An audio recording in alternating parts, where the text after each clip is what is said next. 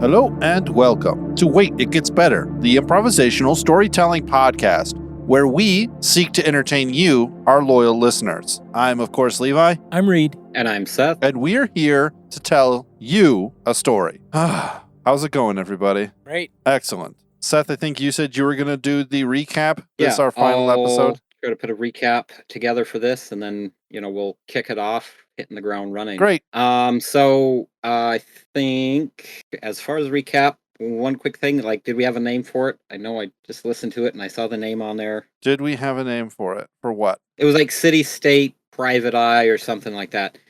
So anyways, this is part 3 City State Private Eye. This City State Private Eye. So this we'll be wrapping it up and then kind of putting the last things together. So what we've got going on is it would seem to be like sometime after a post-cataclysm, kind of highly advanced. What you have is a bunch of these city-states all over the place. What's been kind of going on is you've got almost like a Mad Max kind of environment. Right. In the no man's land, but for the most part, the city-states are kind of these walled cities, fairly safe places to be. And then they send out kind of these road warrior construction crews that blaze the trail, fix things in between the the different cities. They're all kind of independent, but for the most part, I think they kind of loosely work together. Yeah, they're kind of city-states, so they can form allies with each other if they want. Yeah, as far as like trading and, information and aid and stuff like that. But anyway, so that's kind of the backdrop. Fairly advanced nanotechnology stuff, but kind of also mixed in with like a, coming off the cusp of like a previous kind of, I think with the way the story is going, maybe not worldwide cataclysm, but some kind of at least a societal collapse that has kind of pulled them into the city-state. Kind of like an erosion, where things were good, but like they just continued to get worse as we go along. Yeah. So, what was it? And then we've got I think kind of our hero, Ron. He's kind of a private eye. I like how Reed said he's kind of got I don't know if it was, I just heard him say it, but it was kind of like a shoot from the hip, rough and ready, like set of morals and ethics. Yeah. So it's like, he's not someone you bring a bribe to, coerce into something that he figures out is, kind of morally inept. But he's good. Like if you want it done and you want it done right, bounty hunter, private eye, bodyguard, like he's your guy. Then you've got kind of the villain's sidekick, Lucius, I believe it was. He's kind of he's kind of like a sociopath. A sociopath, just kind of like, get mine before it's gone, kind of slimy, weaselly guy, always looking to kind of pull one over on someone and come out on top and, scheming and planning and works the right. He works stuff. The rackets, vice, gambling, prostitution, bribery, extortion, protection. Yeah, that kind of stuff. And so then you've got another character, kind of a fortune teller. I guess you could say like wise old woman. She lives in kind of like the main town that we're coming from is like a Vegas style, like you just said, the racketeering, the gambling, the prostitution, stuff like that. Prostitution, all that good stuff. And that's kind of the main city that, we're dealing in. I think then what got set up is, so the magic system would just be like, I forget all the numberings of it, but it's like one in every certain amount have different, like, is it like an adrenal gland that kicks in almost like a extra sensory, either to smell or sight or hearing or touch. And then like one in every 500,000, so like 2 in a million will get extra. Right.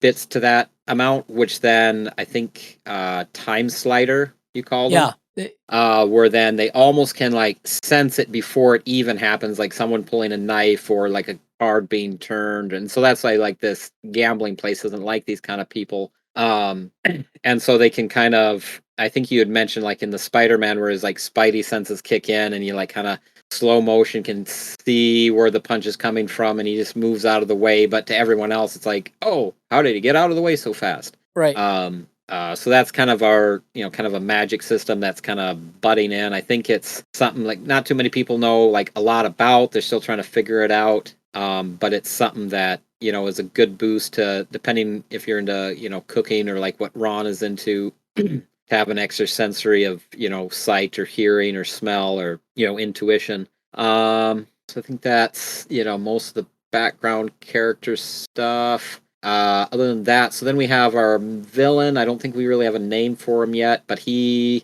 think we've got it where he kind of hires Ron to go check out what this kind of scientist is doing, kind of on the other side of things. Kind of this kook, hermit guy. And so that kind of kicks off some of what's going on. And then Levi, you had something based on a book you were reading. You were reading Paradise Lost. And so what we were phrasing all this in would be, this is pre-flood, and the kind of the crazy guy that's doing something weird that, they don't really know what it is would be, from the biblical perspective, the Noah character that's, kind of prepping for the big doomsday thing, right? And so then you've got Ron has to, he kind of goes out there and either goes out there, comes back and goes out again. But then that's kind of where, all the story is taking place and kind of figuring out all the, the things going on as we're building up to either having it end with, the flood. But again, to stay true to the, the biblical narrative, none of these people aside from, Noah, his wife, his 3 sons and their wives, make it onto the boat. So whether some of these characters are good, bad, or ugly, everybody's got it coming in the end. Cool. Right.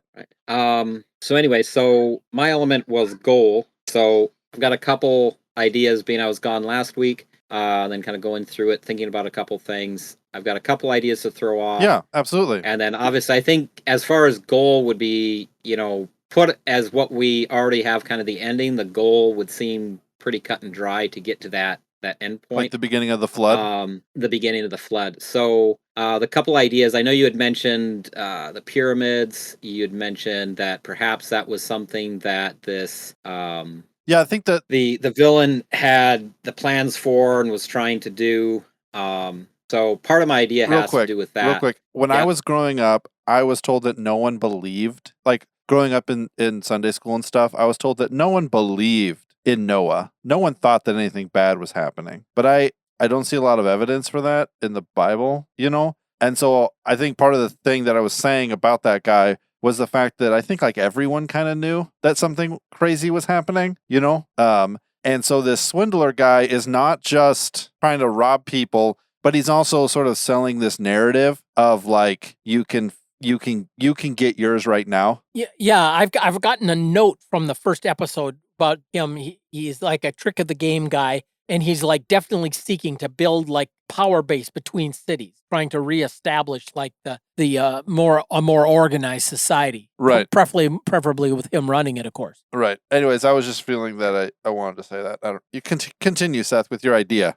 All right, so here's my idea. So obviously in some of, whether you call it conspiracy theory or, different historical, study, different stuff, the pyramids don't appear to be tombs as some of the mainstream tells us. Absolutely, right? yeah. So one of the things that they're proposed as would be like a power generator, if you're familiar with that. Yeah, I've heard that. Okay. So part of my idea is going to go off of that, and part of it's going to go off of some other stuff that would imply that in all the stuff that Enoch saw, he was given plans for the pyramid, right? Okay. Now then he was taken to heaven, but then it was his children, like his line, the children of Seth, that would have built it. I think I brought this up in one of our other episodes in reference to something like that, but kind of in this. So what you have is, I think, perhaps these plans for these pyramids, as it would seem, would be these giant power generators, as they're set up. Yeah. But then you have, what's his name, the shyster. When Enoch died, there's some other things that would imply that there was a particular, like, king that had, like, 130, like, kings under him. Wise men, kings, whatever, kingdoms that kind of all answer to him. And there's different references in some different of the ancient stories that the Enoch character was that person. But then after he died, I think there was something with like the Sumerian king list, where then those like some of the original kings that start on there came right after Enoch would have passed. So I'm thinking that with part of that is you have Enoch had these plans for this thing, right? And on the surface, it would be a power generator, but then his his descendants are the ones that have the, masonry ability to build it, let's say. Right. And so that's where you get, Noah and his sons. They're because you would have had Enoch, and then I think it was Methuselah, Lamech, and then Noah. And so you have that line that they're the ones building it. However, that is the ark. It had 3 decks, right? Okay. And there's 3 of them. There's the Great Pyramid, the Middle Pyramid, and the other one. And you have, in particular, like the Great one, you have like the several chambers that are up, but then you have the one that's below. And I think there's other things that would imply that there's almost like a whole nother city underground underneath the pyramids and different like temple complexes or whatever that was all under it. Yeah. And so what you have is something that was built where, in the one narrative you have the idea of a boat, right? It had 3 decks, and as it gets kind of interpreted out, he lands on a mountain. Well, the pyramid would have been like a mountain, right? And then part of the idea brings up why it would be, displaced, but we'll get to that in a second. So that's what Noah is building. He's building right? the pyramids? He's building the pyramids. And what the swindler guy thinks is that it's going to be this power generator thing, right? Because that's what he has in mind with the plans that they were supposed to be. Right. But he catches wind that, with this possible thing that's in kind of the breeze, people are sensing this other cataclysmic thing.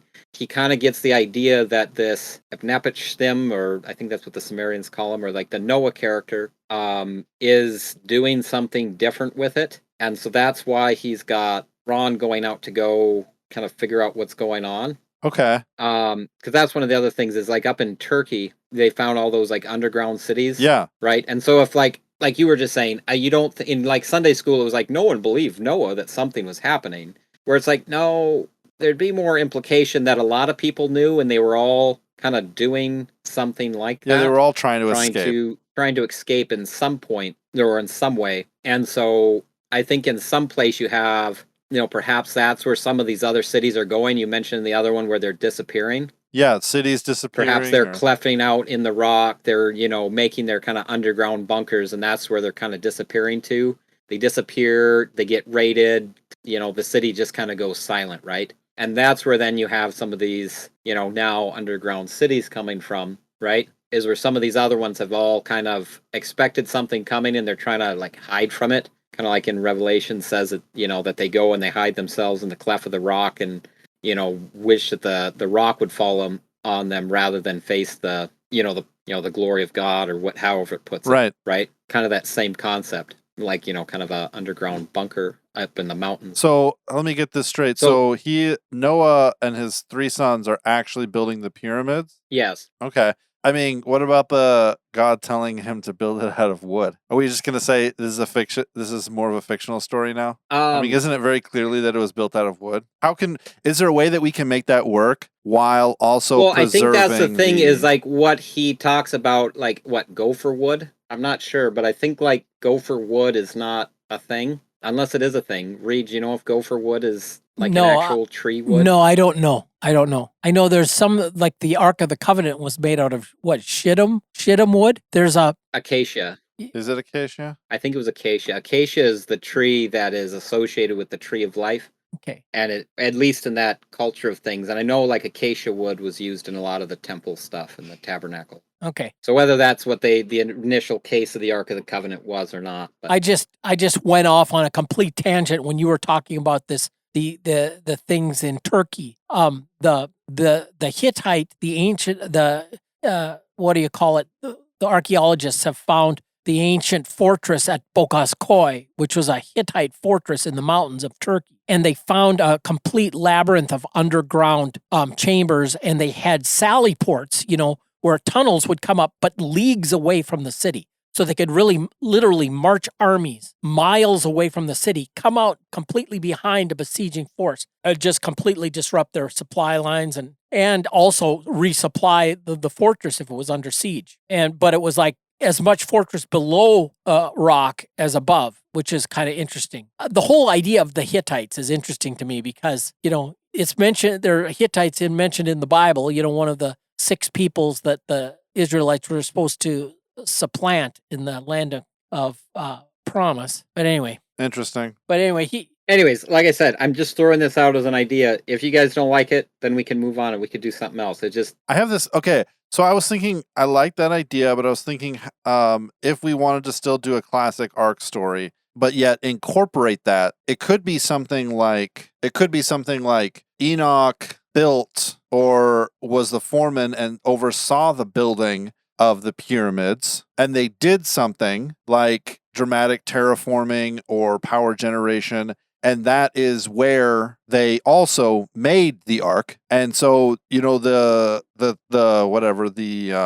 swindler is trying to figure out what they're using this strange power of these pyramids for, and it's to cause trees to be the growth to be accelerated, or genetically engineer beams that are able to withstand, much more force or something like that, as a way to maybe marry your idea with the use of the pyramids with the sort of classic Sunday school story of Noah's Ark. What do you think about that as a compromise? Or do you like the idea of the pyramids being the ark? We'll put it on Reed. Reed, you're the deciding All right, vote. Reed. Well, I think that no pressure. I love democracy. No, I think we've actually got a Noah guy building an ark, and that he was. I kind of like this marriage thing of the traditional with the there was clearly stuff going on pre-flood, right? Oh yeah,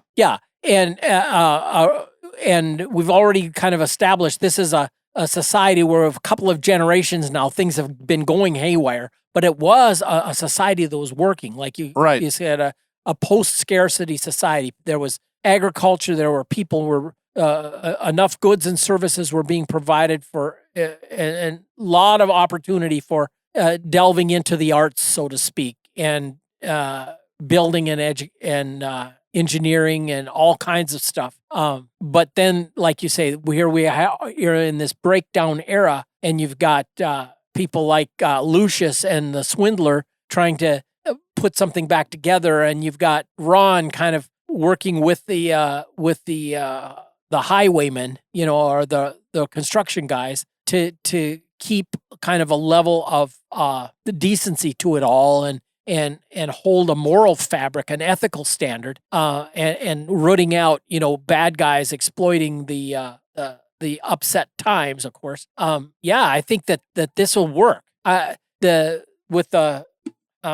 kind of, sorry, I didn't mean to, I just seem to lose my marbles. I think the question we were saying is the pyramids the ark, or are they making an actual boat? Oh no, they're making an actual boat. Okay. Yeah. So I like the idea of them using the pyramids in some way, right? The pyramids were in fact built by Enoch, which would have been Noah's great-grandfather?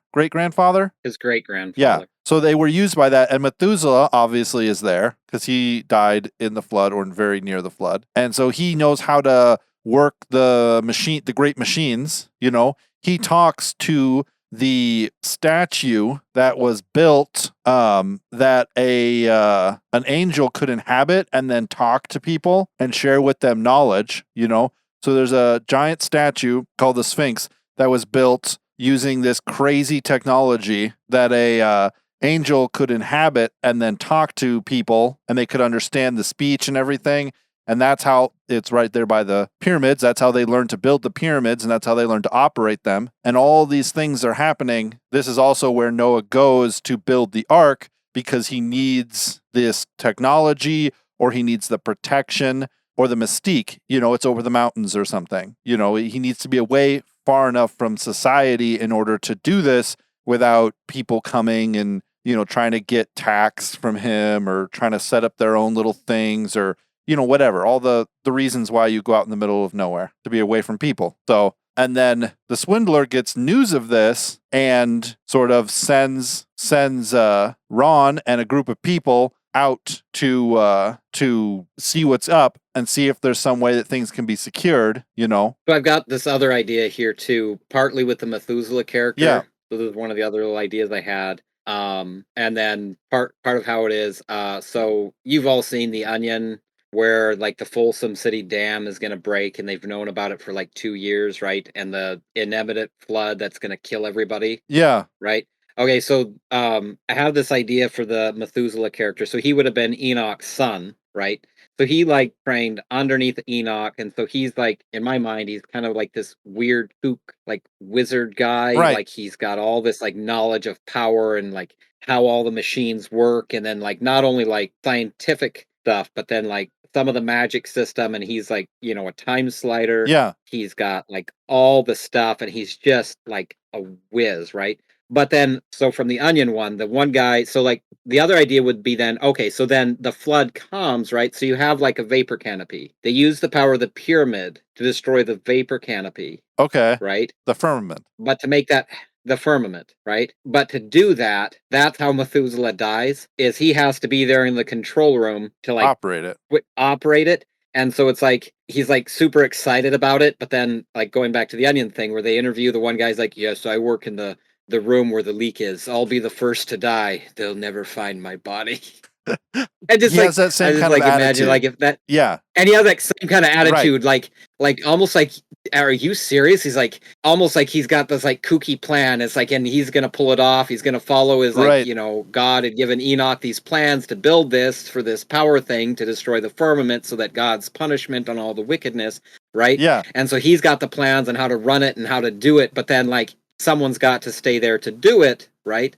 And so like his son died. Lamech died quite early. And so like it's on Methuselah, like who's just kind of like nihilistically like taken that role upon himself. And so he's like, I know when I'm gonna die, so he's just kind of like, yeah, I think that's really good. I have this kind of picture of Ron and his group of people coming over the mountain and seeing the pyramids and seeing the what looks like at first just like a skeleton structure of the ark kind of separated a little bit, and him just kind of being like, are they building with wood there? And they kind of start making their way down, and they meet this just old crazy man, in the woods, who's just like kind of strange and, talking to them about weird things. And, he comes off as maybe like an insane guy or like, the village idiot or whatever. But it quickly becomes apparent that he has eyes on this entire valley, that he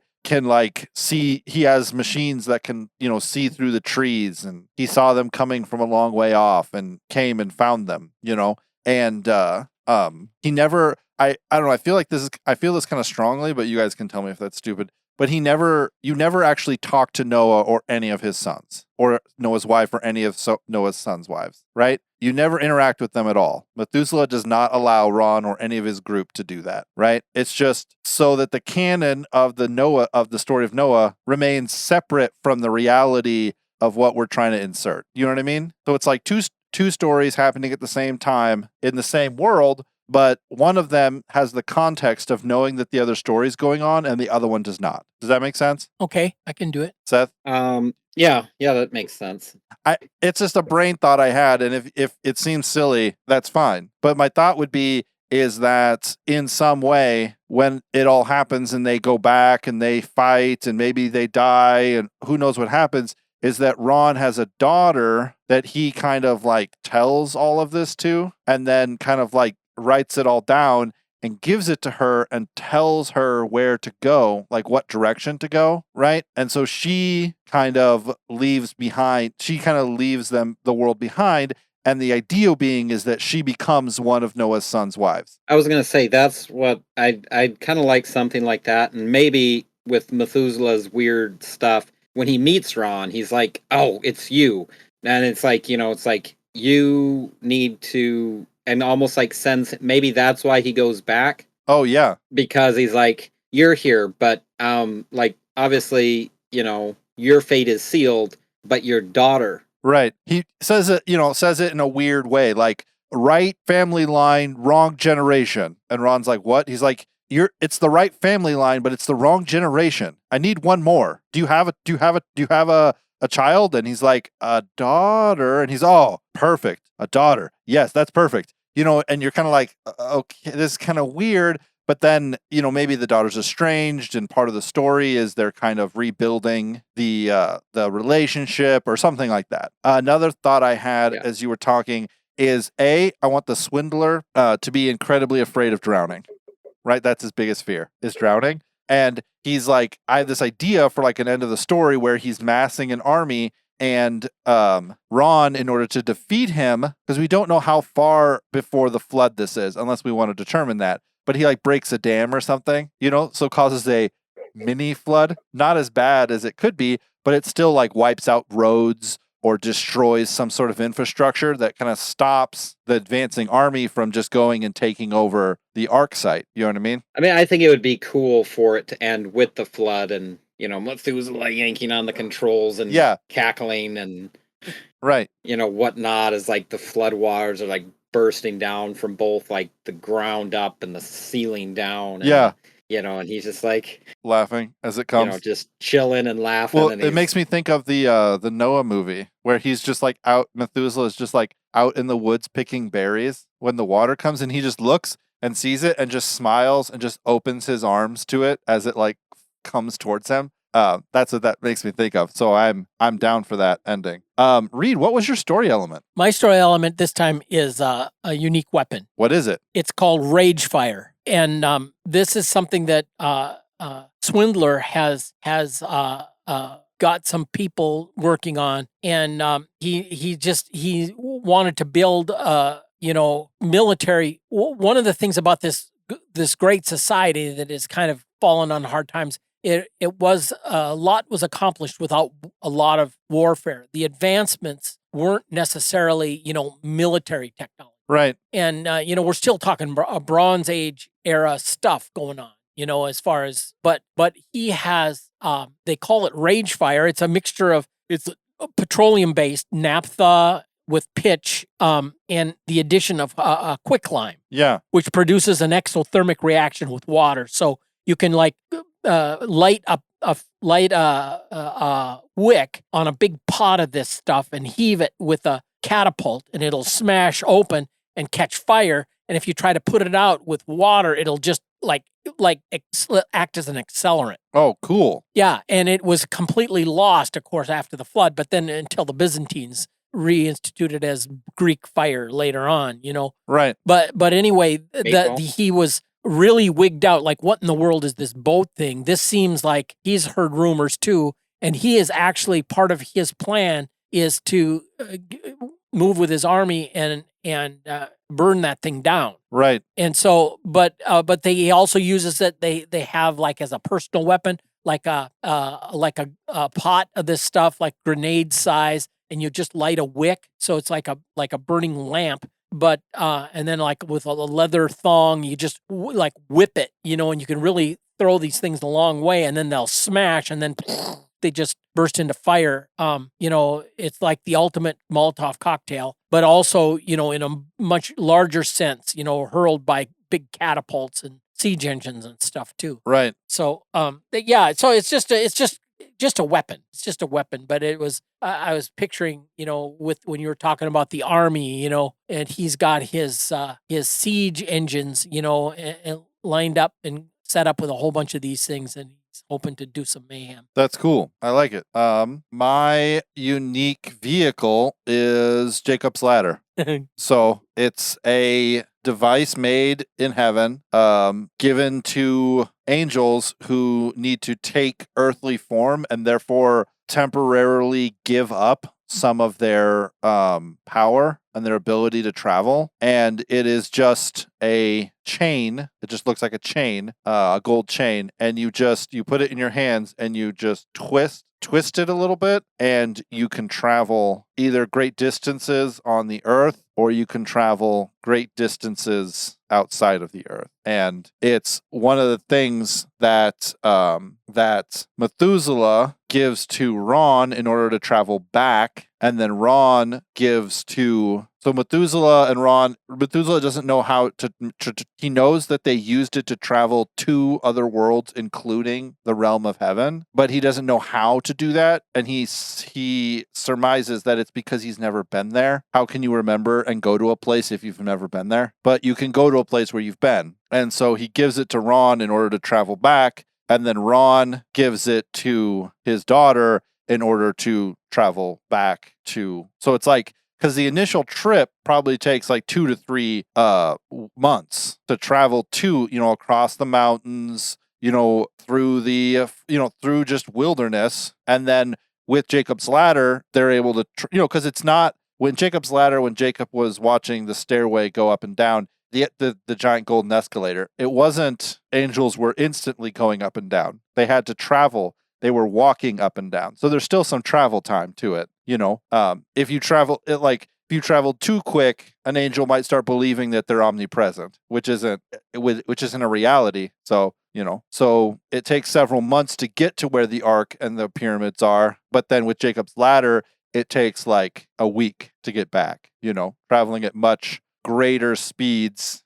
So that's the unique vehicle. I would like that. I was in the mid yawn, so I didn't respond right away. I think that it would work really. I'm trying to figure out a way that Jacob himself, it's called Jacob's Ladder, but it's not called Jacob's Ladder because Jacob doesn't exist. It's called someone else's ladder. It's called Methuselah's ladder, or it's called, Raphael's ladder or whatever. But then the idea being is that whoever Ron's daughter ends up marrying is followed in the line to Jacob. So the idea being is that she takes it with her, right? She gives it to sons and sons and sons and sons all the way down to Jacob was laying on a rock, afraid for his life, fiddling around with this old thing he had, and whoosh, a ladder appears going, and he's like, "Oh, what's happening?" It travels like with the birthright, like so it goes to Isaac, not Ishmael. It goes to Jacob, not Esau. Yeah. Okay. That's the idea being is that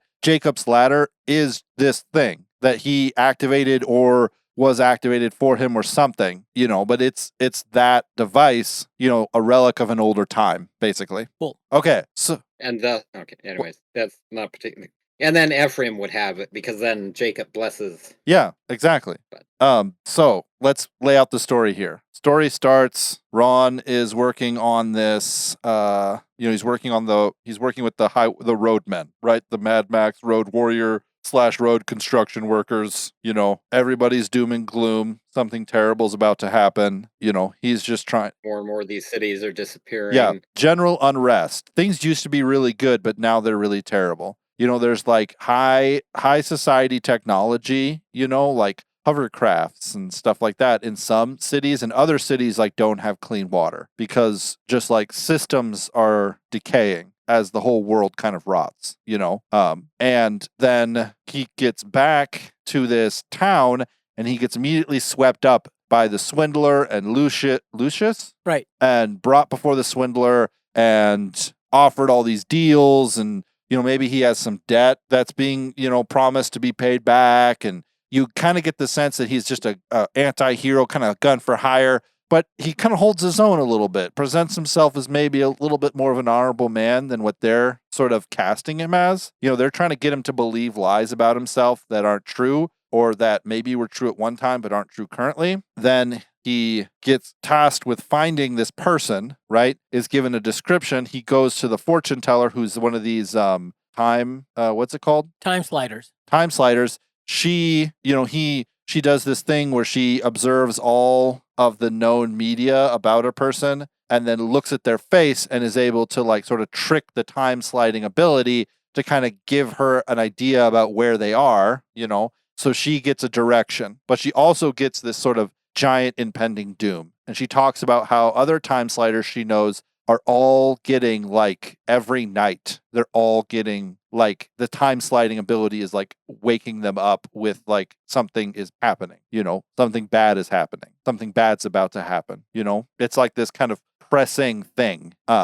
Real quick with that in mind, so part of the other idea, so if Ron's daughter gets brought back, what if that's part of the goal is that he has to go back and get these 3 people brought back, which are Noah's sons' wives? Okay. One of them being his daughter, one of them being either the daughter or like the apprentice of the fortune teller girl. Fortune teller, and maybe she goes with him at first. Maybe she sends her apprentice with him. Right.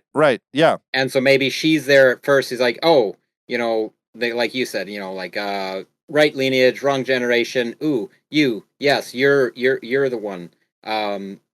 And so then when he goes back, she stays. So then he has to go back and get his daughter, and then one other person. Yeah. Does that make sense? Yeah. But I don't know where that. I don't know where that other third one person would come from.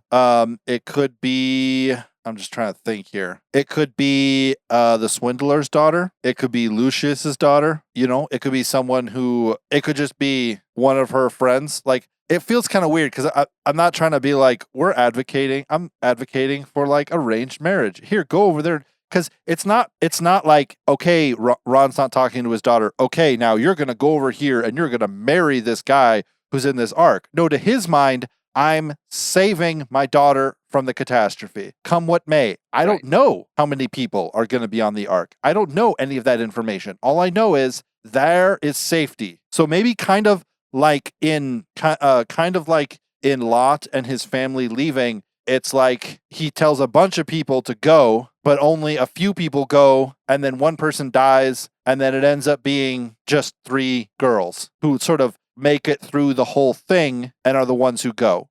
And I want to be I don't want Ron to be like, now pick 3 eligible women who are ready to bear children and select them and have them go to their arranged marriage. I don't want it to be portrayed like that, but I wouldn't mind if there was some kind of process where there was, it could be the fortune teller's daughter, his daughter, and then someone else, Or maybe it's Lucius, someone connected to Lucius or the swindler, and they come along as like a member of the press. So maybe there's 2 of them that go with him originally. Yeah. And they're kept on board. And then he has to then use Jacob's ladder to then go or...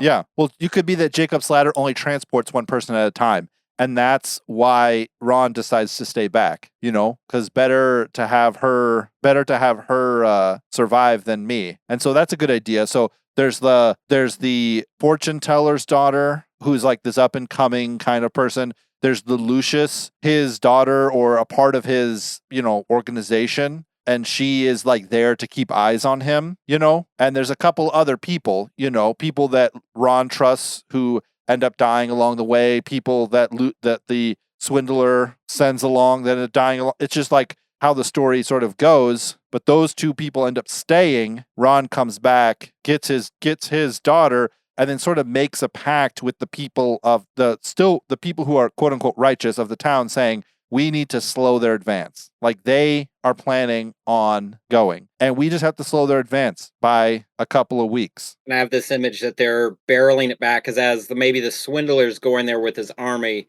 they're barreling it back, him and then like his like 30 righteous men, like the mighty men of David. Exactly. Kind of idea. They're barreling, like they're the road warriors. Aragon, as they're the road warriors. They're the road warriors going back, just now destroying the road, poisoning the pits, lighting the fields on fire, destroying everything. Just the kind of like holding the door, right? So they hold the door right outside the city gates, and then they advance. And as they retreat, they're losing men, but they're destroying the roads so that the war machine can't come forward, and they're just kind of backing up and losing men. And it's like this 2-week process, right? Because that's how long it takes for Ron's daughter to get to the ark, right? So it's like they're backing up, and they get to the first mountain range, and they're backing up, and they're backing up, and they're like, it's down to us. We're the last 30 or whatever. And then you see off in the distance the water spouts coming out of the ground, and it's like, okay, we did it. And now that's cool. How about that, Seth? Yeah. All right. Ladies and gentlemen, thank you so much for joining us for this version of Rewriting Sunday School Stories. Nope. Wait, it gets better. If you liked this fun and interesting take, let me know. Send me an email at waititgetsbettercast@gmail.com or at me on Twitter at @getsbettercast. If you think that this is incredibly heretical and I should be ashamed of myself for calling myself a Christian and making this story, I'd love to hear about it. Send me your Bible verses to waititgetsbettercast@gmail.com. If you thought I could have done this a little bit better, if you had any ideas about what we could have done, send me an email or at me on Twitter. I'd be happy to talk about it. Happy to take your suggestions. I love those. And we will see you guys next time for the next episode. Bye.